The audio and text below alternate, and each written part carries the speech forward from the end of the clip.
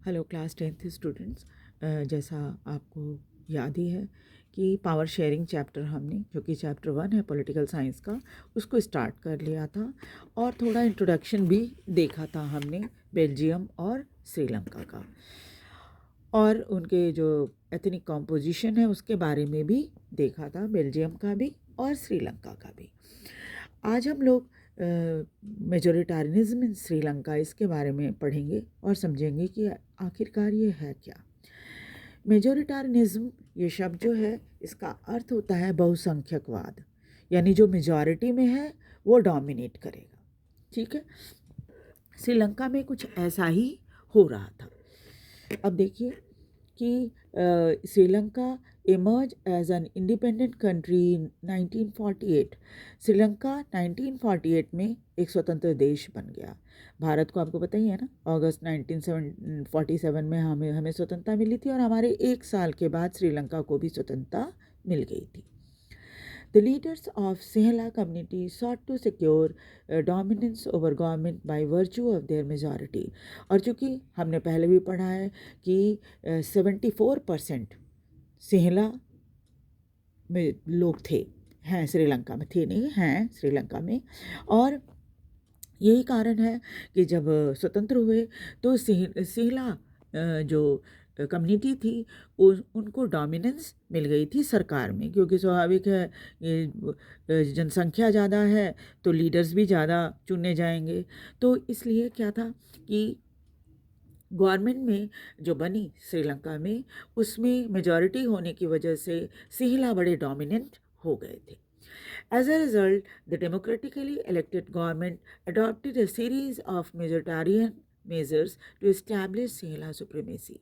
और इसका नतीजा ये हुआ कि जब सरकार बनी तो उसने क्या किया, एक बहुसंख्यकवादी बहुत सारे कदम ऐसे थे जो कि उठाए ताकि सिंहला जो है वो ज़्यादा सुपीरियर नज़र आए। In 1956, an act was passed to recognize Sinhala as the only official language, thus disregarding Tamil. और 1956 में एक एक्ट यानी कानून पास किया गया और उसमें यह कहा गया कि सिंहला भाषा जो है वो ऑफिशियल भाषा होगी वहाँ की, और तमिल भाषा को इग्नोर कर दिया गया। The government followed preferential policies. अब क्या था, सरकार ने भी एक तरफा जो था प्रेफर करना कि हम इसी को ज़्यादा प्रेफर कर रहे हैं, इसी को ज़्यादा लाइक कर रहे हैं। तो यही काम श्रीलंका की सरकार ने करना शुरू कर दिया और उसने सिंहला लोगों का फेवर करना शुरू कर दिया, ख़ास तौर पे नौकरी में, जो कि यूनिवर्सिटी की हो या गवर्नमेंट जॉब हो, दोनों में ही।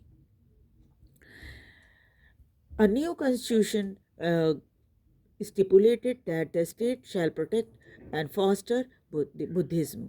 नए संविधान में व्यवस्था की गई कि भाई हम बौद्ध धर्म को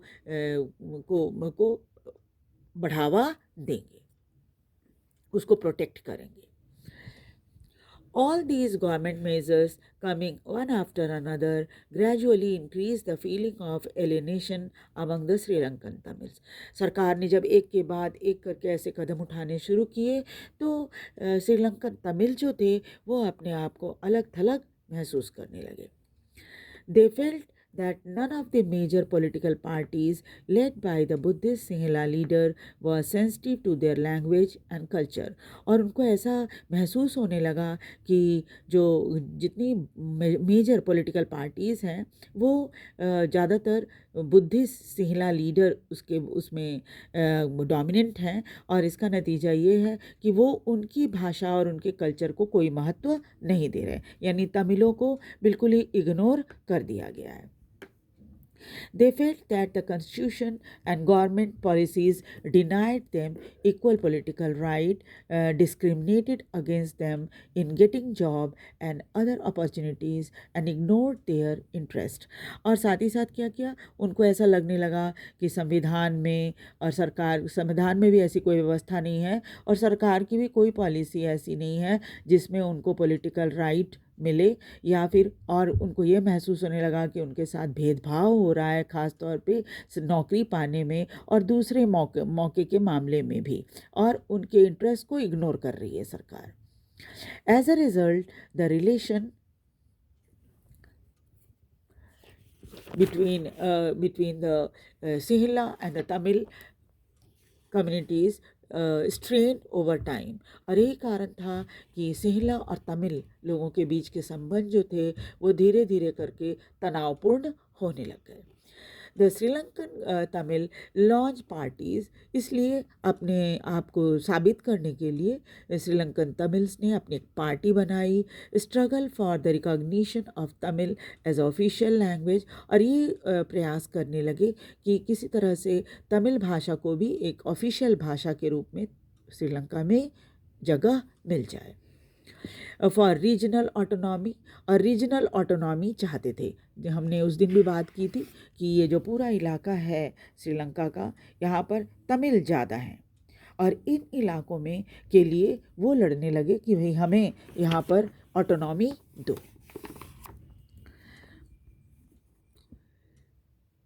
और इसके अलावा फॉर रीजनल ऑटोनॉमी और equality of opportunity on securing education, और कहा गया कि भाई जिस तरह से सिंहला लोगों को सुविधाएं मिलती हैं उसी तरह से हमें भी बराबर शिक्षा में और जॉब में, हर चीज़ में बराबर सुविधा दी जाए। But there demand for more autonomy to province populated by the Tamil was repeatedly denied. लेकिन जब वो बार बार डिमांड करते रहे, लेकिन कि भाई हमें ऑटोनॉमी दे दो हमारी प्रोविंस में, लेकिन उनको बार बार इनकार कर दिया गया। By 1980, several political organizations were formed demanding an independent Tamil Eelam state in the northern and eastern part of Sri Lanka। और 1980 आते आते बहुत सारी पॉलिटिकल ऑर्गेनाइजेशन बन गई थी तमिलों की, और वो बार बार इस बात की डिमांड कर रहे थे कि उन्हें एक इंडिपेंडेंट तमिल ईलम, यानी एक इंडिपेंडेंट तमिल स्टेट दे दिया जाए, खास तौर पे नॉर्दर्न और ईस्टर्न पार्ट में। The distrust between the two communities turned into widespread conflict। और अब दोनों कम्युनिटी को आपस में कोई विश्वास नहीं रह गया था, यानी सिंहला और तमिल अब विश्वास नहीं करते थे एक दूसरे के ऊपर, और it soon turn into civil war. और यही कारण था कि गृह युद्ध होने लग गया वहाँ पर। As a result thousand of people of both communities have been killed. और इसका नतीजा ये हुआ, जब गृह युद्ध शुरू हुआ, यानी देश के अंदर ही दो ग्रुप आपस में लड़ने लग गए, तो उसमें कई दोनों कम्युनिटी के, सिंहला भी और तमिल भी, दोनों कम्युनिटी के बहुत सारे लोग मारे गए। Many families were forced to leave the country as a refugee। और बहुत सारे परिवार जो थे वो देश छोड़कर भागने लगे, दूसरे देशों में जाकर शरणार्थी की तरह रहने लग गए। Many more lost their livelihood। बहुत सारे लोगों के जीवन यापन का जो ये था साधन था वो ख़त्म हो गया। You have read in chapter 1 of economics textbook in class 10th about Sri Lanka's excellent record of economic development, education and health। Class 10th के चैप्टर 1 इकोनॉमिक्स में भी आपने ये चीज़ पढ़ी होगी कि भारत से भी ज़्यादा अच्छी स्थिति रिकॉर्ड जो थी, इकोनॉमिक रिकॉर्ड जो थी श्रीलंका की थी, ख़ास तौर पे इकोनॉमिक डेवलपमेंट में, एजुकेशन में और हेल्थ में भारत से भी ज़्यादा अच्छी पोजीशन थी श्रीलंका की। लेकिन इस सिविल वॉर ने क्या किया, caused terrible setback to the social, cultural and economic life of the country। और इस सिविल वॉर के कारण, इस गृह युद्ध के कारण श्रीलंका की पूरी जो आर्थिक, सामाजिक, सांस्कृतिक सारी व्यवस्था बिल्कुल बिगड़ गई। और इस तरह से क्या हुआ, एक बहुत अच्छा, एक संपन्न कह सकते हैं कई मामले में भारत से भी ज़्यादा बेटर पोजीशन थी श्रीलंका की, वो एक ऐसी देश के रूप में बन गया, ऐसा देश बन गया जहाँ पर अब कुछ भी देखने लायक नहीं बचा था। ठीक है, so in the next class will continue with the chapter, और हम क्या करेंगे, अकोमोडेशन इन बेल्जियम पढ़ेंगे। ठीक है, आपको कैसा लग रहा है ये वीडियो, आप ज़रूर कमेंट करके मुझे बताएं और साथ ही साथ लाइक और सब्सक्राइब भी करें। Thank you.